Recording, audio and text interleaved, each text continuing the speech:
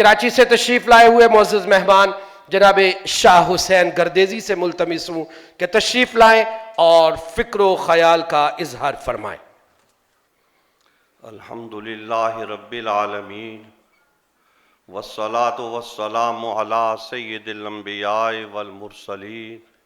وعلی آلہ واصحابہ اجمعین، اما بعد فاعوذ باللہ من الشیطان الرجیم،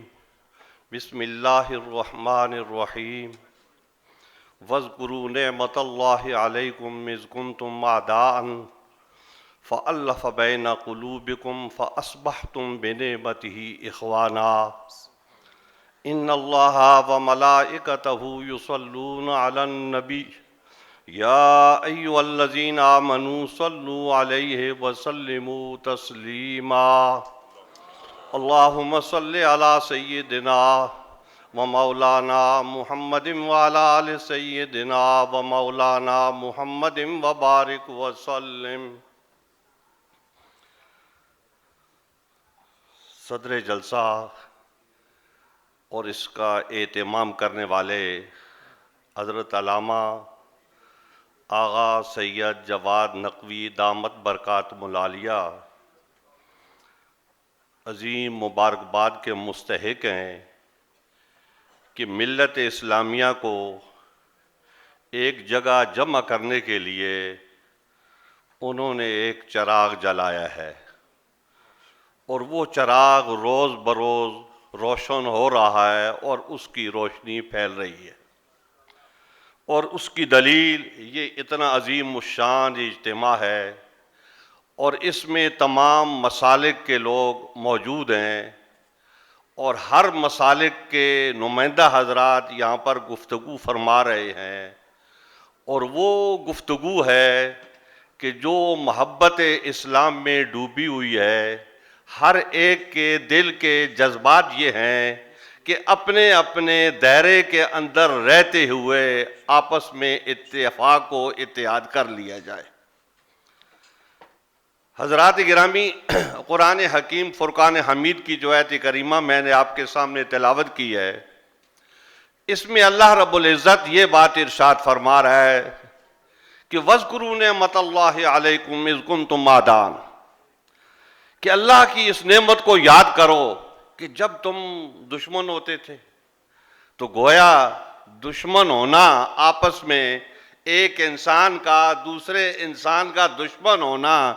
یہ عیب کی بات ہے، یہ کمزوری کی بات ہے، تو یہ کمزوری تم میں تھی کہ وَاذْكُرُوا نِعْمَتَ اللَّهِ عَلَيْكُمْ إِذْ كُنْتُمْ أَعْدَاءً فَأَلَّفَ بَيْنَ قُلُوبِكُمْ، کہ اللہ نے تمہیں یہ نعمت بخشی کہ تمہارے دلوں میں محبت پیدا فرما دی ایک دوسرے کے لیے۔ اب مہاجرین آ رہے ہیں مدینہ منورہ میں، مقامی لوگ جن کو اسلام نے انصار کا نام دیا ہے، اور وہ بھرپور طریقے سے ان کا تعاون کر رہے ہیں، تو کوئی کس قبیلے سے تعلق رکھتا ہے؟ عرب جو تھے قبائل میں بٹے ہوئے تھے، اور ان کا سارا نظام قبائل کے حساب سے چلتا تھا، اور قبائل کو زیادہ اہمیت تھی، مگر اب صورتحال بدلی ہوئی ہے، اہمیت اسلام کو ہے، اخوت کا رشتہ جو ہے وہ اسلام کا ہے کہ انما المومنون اخوۃ کا مظاہرہ ہو رہا ہے۔ اب قبائل جو ہیں وہ پس منظر میں چلے گئے، اور اسلام جو ہے وہ پیش منظر میں آ گیا، اور سارے لوگ اس ایک لڑی سے جڑے ہوئے۔ اللہ تعالیٰ ارشاد فرماتا ہے کہ فَأَلَّفَ بَيْنَ قُلُوبِكُمْ،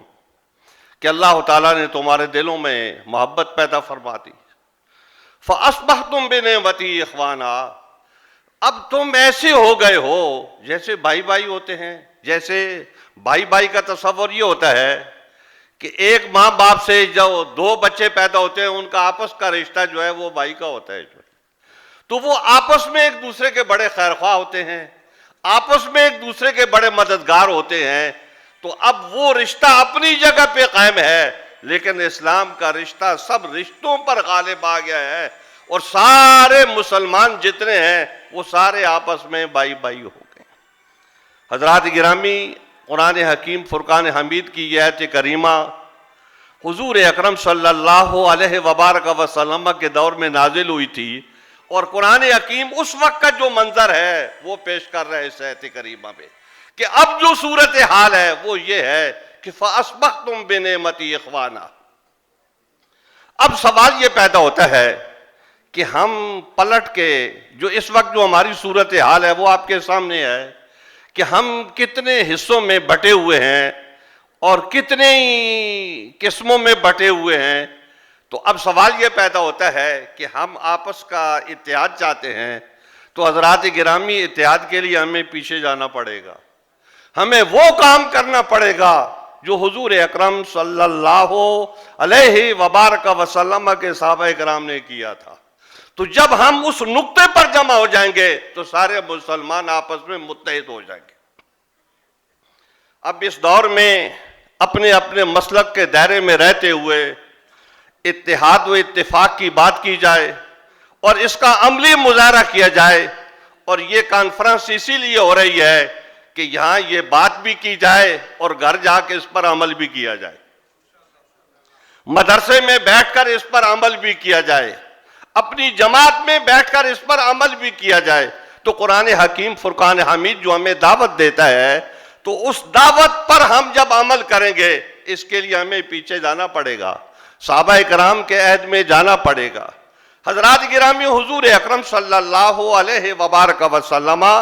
سے دین کو منتقل کرنے والے جو لوگ ہیں ان کو صحابہ کرام کہا جاتا ہے۔ اہل بیت بھی اس وقت کے سارے صحابہ کرام ہیں، اور یہ بھی صحابہ کرام ہیں، ان کا دورہ اعزاز ہے۔ جیسے ازواج مطہرات ہیں وہ ساری صحابیات ہیں، لیکن ان کا ایک خصوصی نام ہے، اس سے ان کو پکارا جاتا ہے۔ اسی طریقے سے اہل بیت اس وقت کے سارے صحابہ کرام ہیں، تو ان کا ایک خصوصی اعزاز بھی ہے۔ تو اس خصوصی اعزاز کیا ہے؟ وہ اہل بیت رسول ہیں، وہ آل رسول ہیں، تو اس نام سے بھی ان کو پکارا جاتا ہے۔ وہ بھی صحابہ کرام ہیں، یہ بھی صحابہ کرام ہیں۔ قرآن حکیم فرقان حمید دونوں کی بات کرتا ہے، وَلَٰكِنَّ اللَّهَ حَبَّبَ إِلَيْكُمُ الْإِيمَانَ وَزَيَّنَهُ فِي قُلُوبِكُمْ، کہ اللہ تعالیٰ نے ان کے دلوں میں ایمان کی محبت ڈال دی ہے اور ان کے دلوں کو ایمان سے خوبصورت بنا دیا ہے۔ تو حضرات گرامی، یہ صحابہ کرام وہ ہیں، ان سے ہم تک جو دین پہنچا ہے اس کا ذریعہ یہی ہے۔ تو اس لیے مسلمانوں کو چاہیے کہ وہ اپنی اصل کی طرف پلٹے۔ قرآن حکیم فرقان حمید میں انفرادی طور پہ بھی جہاں صحابہ کرام کا ذکر ہے کہ لقد رضی اللہ عن المؤمنین اذ یبایعونک تحت الشجرہ، جہاں اللہ تعالیٰ نے یہ بات ارشاد فرمائی ہے کہ والسابقون الاولون من المہاجرین والانصار والذین اتبعوہم باحسان رضی اللہ عنہم ورضوا عنہ۔ تو حضرات گرامی، یہ ان کا اعزاز ہے، یہ ان کا خصوصی طور پر ذکر ہے۔ بے شمار آیات ہے قرآن حکیم کی جن میں صحابہ کرام کا خصوصی طور پہ ذکر ہے۔ تو اسی طریقے سے اہل بیت کا بھی خصوصی طور پہ ذکر ہے کہ انما یرید اللہ لیذھب عنکم الرجس۔ تو قرآن حکیم فرقان حمید نے اس آیت تطہیر میں ان کا ذکر کیا ہے۔ تو اب ہمیں یہ بات سوچنی چاہیے کہ وہ دونوں محترم ہیں، اور اگر ہم ان دونوں کے ساتھ وابستہ ہو جائیں اور ان کے سائے میں چلیں تو کامیابی اور کامرانی ہماری ہے۔ اگر ہم ایک فریق کو چھوڑ دیں گے اور دو گروہ بنا لیں گے، ایک کو چھوڑ دیں گے اور دوسرے کو قبول کر لیں گے، تو حضرات گرامی اس طریقے سے ہم اپنی منزل پہ پہنچ نہیں سکتے۔ وہ منزل جو حضرت علامہ سید جواد نقوی دامت برکات ملالیہ نے شروع کیا ہے، اس منزل تک ہم نہیں پہنچ سکتے۔ اس منزل تک پہنچنے کی ضرورت یہ ہے کہ ہم ان دونوں کو ایک سمجھیں، دونوں کا ادب و احترام کریں کہ ہم نے دونوں سے دین لیا ہے، وہ بھی ہمارے محترم ہیں اور یہ بھی ہمارے محترم ہیں۔ اور جب ہم اس منزل میں آ جائیں گے تو فَأَصْبَحْتُمْ بِنِعْمَتِي إِخْوَانًا ہو جائے گا۔ یہ ہمارے آپس کے جو نئے جھگڑے ہیں یہ سارے کے سارے ختم ہو جائیں گے، ایک نقطے پہ ہم جمع ہو جائیں گے، اور جب اس نقطے پہ جمع ہوں گے تو وہ نقطہ یہی ہے کہ ہم متفق ہوں، ہمارے اندر اتحاد ہو، اور وہ تب ہی ہو سکتا ہے کہ ہم ان سارے وہ لوگ جن کے ذریعے سے حضور اکرم صلی اللہ علیہ وبارک وسلم سے دین ہم تک پہنچتا ہے، ہم ان کا ادب و احترام بھی کریں، ان کی عزت کریں، کہ ہم اسی بات کا استحقاق رکھتے ہیں اور وہ اس بات کا استحقاق رکھتے ہیں کہ ان کی عزت کی جائے، ان کا احترام کیا جائے۔ حضرات گرامی، حضرات صحابہ کرام اور حضرات اہل بیت کرام، یہ دونوں ایک دوسرے کے بہت قریب ہیں۔